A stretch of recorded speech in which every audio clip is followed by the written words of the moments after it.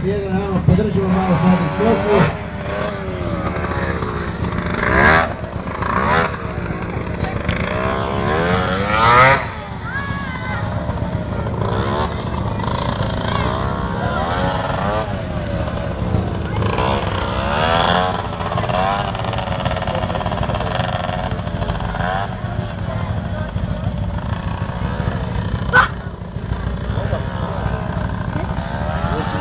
Malo bolje. Isto tako možete vidjeti ove prekrasne skutere gore na bini. Trebalo isto truda da se tako uljepšaju i prerade ovi skuteri.